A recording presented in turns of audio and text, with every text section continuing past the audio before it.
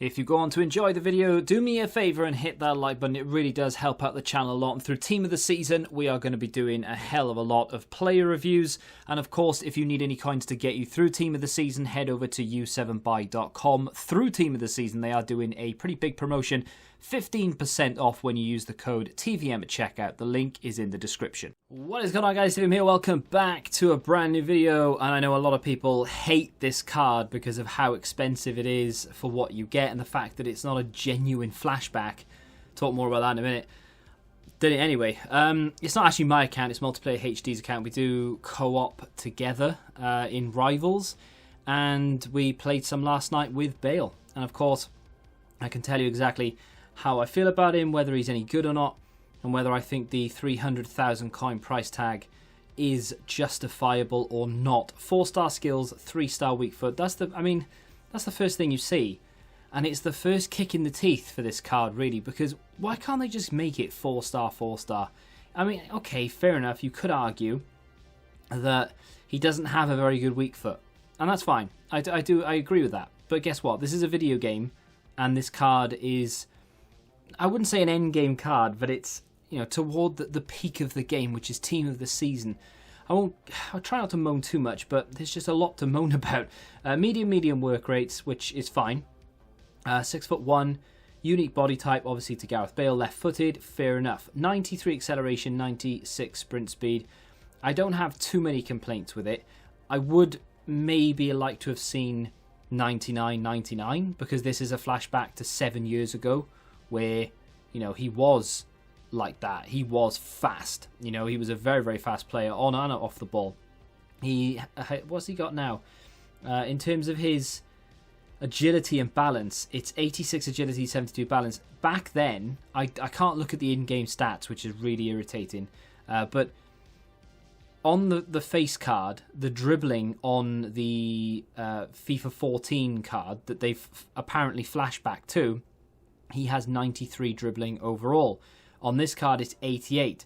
The really confusing thing from that, really, is when you look at the SBC, it says a flashback to his FIFA 14 Team of the Season. This is nowhere near as good as his FIFA 14 Team of the Season, so I don't really understand the whole flashback to that point, but we won't make it anywhere near as good. It doesn't really make an awful lot of sense. Let's try not to compare it to that card, though, and just sort of pick out what's good and what's bad. So, agility and balance, not great. 87 reactions, not ideal. 91 ball controls, good. 94 composure is fantastic. 88 dribbling, that needs to be higher. Regardless of whatever the FIFA 14 card is, Gareth Bale's dribbling is one of the best parts of his game. You know, especially looking back in the past where he used to play for Spurs in Europe. He was running through into Milan like they were Accrington Stanley, for example. No disrespect to any Accrington fans watching, of course. But, you know, he could literally walk through people. He was that good on the ball. He was that fast. So his dribbling, in my opinion, should be higher. His stamina is 86, which is okay, but it's not amazing, especially if you decide to play him as a wing-back, which I know a lot of people might. I say a lot of people, like everyone's going to do this. The other thing, and I said I wasn't going to compare it to the FIFA 14 Team of the Season, and this is going to be the last time I do it. Maybe. His defensive stats, 65 on the face card. On that FIFA 14 Team of the Season card, 80.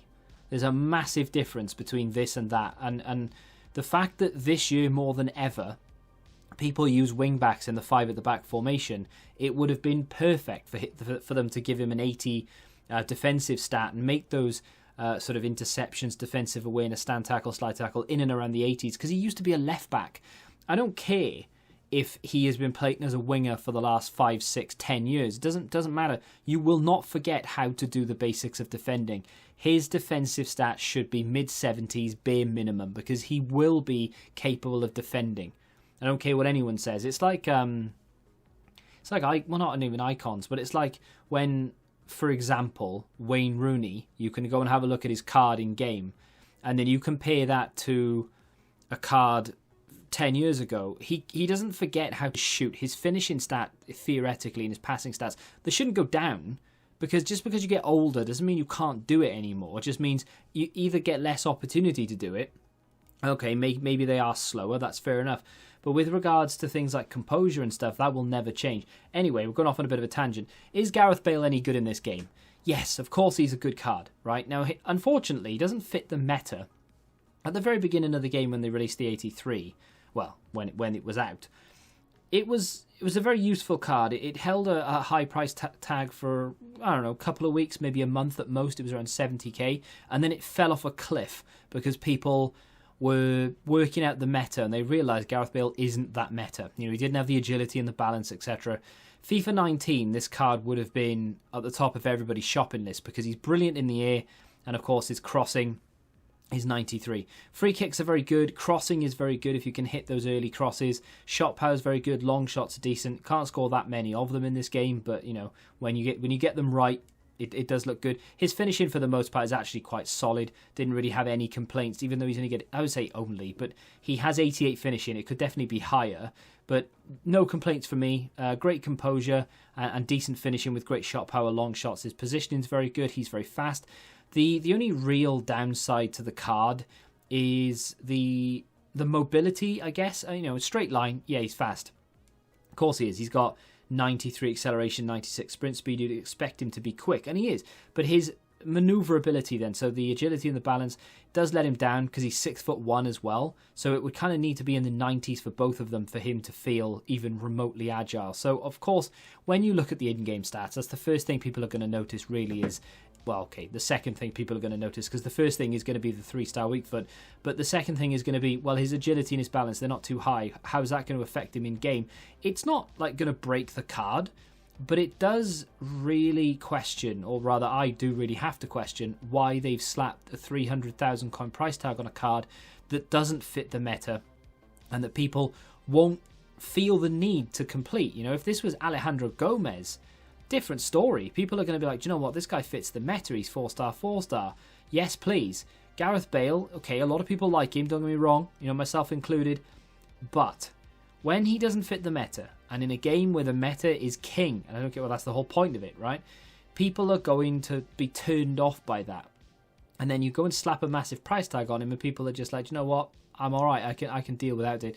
The other thing, of course, is the stamina, especially if you're playing him in a left wing back position. I've played against a few people who are using this Gareth Bale, so people have done him because they've got an awful lot of fodder stored up, as I'm sure most of you have, so that's why people have done it. And they've been playing him as a left wing back. Now, he doesn't have the defensive capability really to do it, although you can, I suppose, give him a shadow if you really wanted to. I wouldn't really, but you could, and you could get sort of lowish 70 defensive stats. It does turn him into an 84 rated left wing back. The problem with him, of course, then is the stamina. The stamina doesn't really suit that role. The winger and the midfielder, again, doesn't really suit the stamina. It does wear down. You're going to have to make that sub. If you do play him as a striker or something, which is definitely with a finisher, I would suggest. I think as a striker, he can be very useful. He's got the strength, he's got the skills, and he is very quick, and it does boost the agility. I really did like the card.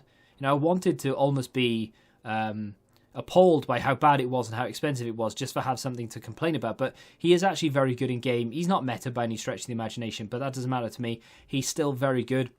He's very good in front of goal, very good on the ball, and despite the fact that he won't be the most agile of players, it's still a lot of fun to use him. Is he worth 300,000 coins?